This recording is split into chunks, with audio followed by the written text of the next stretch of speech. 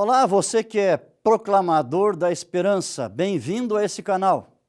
Você acessou o curso de pregação bíblica e estamos começando a aula de número 15. Hoje vamos estudar sobre os diferentes tipos de ouvintes que assistem aos nossos sermões. A condição espiritual básica do homem tem sido a mesma, desde a queda de nossos pais no Éden. Continuamos possuindo uma natureza espiritual enfraquecida pelo pecado.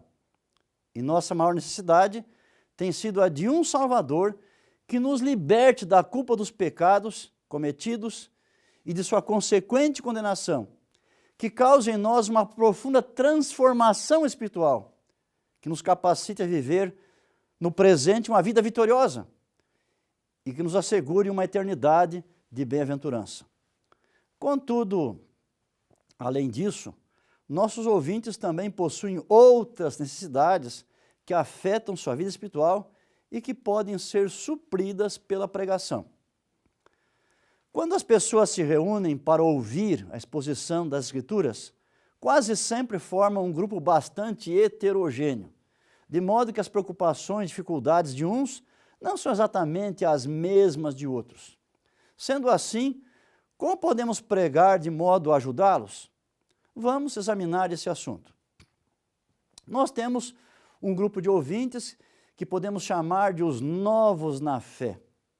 Todos precisam de instrução, mas alguns, como crianças e recém-convertidos, carecem de leite espiritual, daquelas lições básicas que tratam das doutrinas e do estilo de vida cristã, alimento que os faça crescer. As crianças podem ser alcançadas mediante a pregação, e isso ocorre quando pelo menos alguns argumentos apresentados são fáceis de serem acompanhados. Quando o linguajar empregado é simples, fácil de entender, e quando o sermão é ilustrado com histórias. Aquele que procede dessa forma é um sábio. Um outro grupo de ouvintes são os maduros na fé. Entre os ouvintes há aqueles que são cristãos esclarecidos, fervorosos, que são convertidos há mais tempo e que se dedicaram com afinco a aprender os caminhos de Deus. Estão eles recebendo alimento sólido que os fortaleça e que os anime na caminhada cristã, ou recebe ainda o mesmo leite destinado aos que são novos na fé? Muitos, passa mês, passa ano, nada aprendem de novo. Ouvem sempre as mesmas coisas ditas do mesmo modo, enquanto há na Bíblia incontáveis temas para investigação proveitosa dos filhos de Deus. Muitos desses temas, praticamente, em alguns lugares, são intocados. É tarefa do pregador suprir essa necessidade. Para tanto, ele mesmo necessita estar em contínuo crescimento, investigando com profundidade a palavra de Deus. Um outro grupo de ouvintes são os que necessitam de advertência. Aqueles que, devido a atitudes e comportamentos anticristãos, são indiferentes, orgulhosos, cínicos, hipócritas, fanáticos, heréticos, caluniadores, pessoas que vivem em pecado, alguns se encontram em vias de apostasia. Provavelmente, alguns deles não possam ser identificados individualmente, contudo precisam se defrontar com a pregação clara, corajosa, que apresente as admoestações, repreensões e ameaças que se encontram nas Escrituras, bem como os exemplos dos juízos de Deus, diretos, indiretos, que mais cedo ou mais tarde acabam atingindo ao pecador teimoso contumaz. Na verdade, todos necessitam ouvir de quando em quando essas coisas, de modo que elas sirvam para corrigir os que estão em falta e prevenir os demais. Aliás, isso nos faz pensar no que acontece em nossos dias, no cristianismo. Nós ouvimos e lemos muito sobre o amor de Deus, sua misericórdia, graça, bondade, compaixão, mas quase nada sobre sua justiça, sua ira e os consequentes juízos e o tormento que incidirão sobre os impenitentes.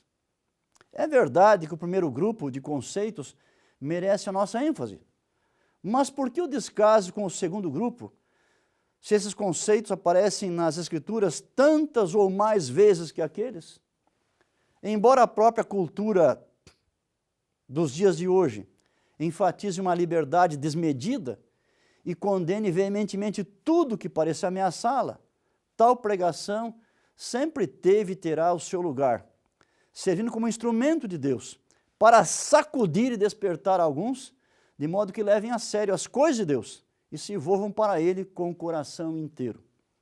É significativo também que alguns dos mais belos textos da Bíblia, que tratam do amor de Deus, também mostrem as drásticas consequências que incidirão sobre aqueles que o rejeitam.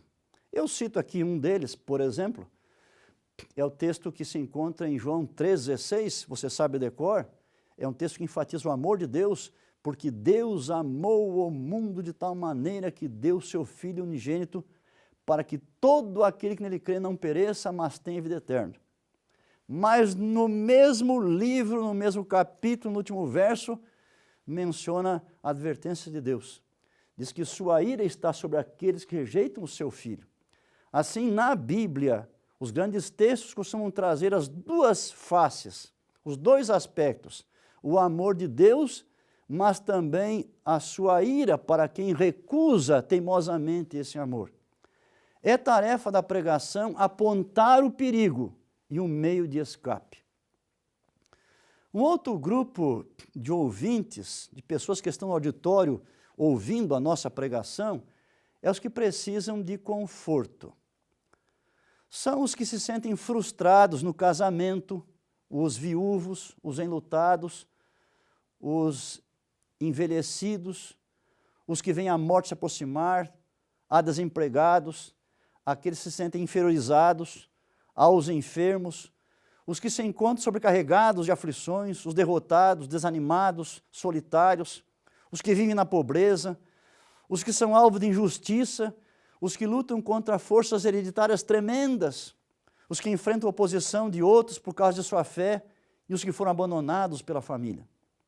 Precisamos de mais sermões de conforto, sermões que destaquem a compaixão de Deus, seu interesse em nós, suas promessas e seu poder para ajudar e salvar.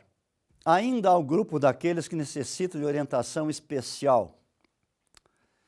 E lembramos agora dos jovens universitários que diariamente se deparam com uma avalanche de conceitos que se chocam com os ensinos da Bíblia, tais como o evolucionismo e o amor livre. Há também adolescentes com suas muitas dúvidas sobre a vida, o sexo, o futuro. Assim, cada igreja deveria se organizar para ter um calendário de púlpito. Nele constariam algumas informações básicas, como data do culto, tema do sermão, que pode incluir principais objetivos e ideias, e também o pregador responsável. Desse modo, haveria dias previamente estabelecidos para priorizar cada um desses tipos de ouvintes que mencionamos, de maneira que todos recebessem justamente o alimento que mais necessitam.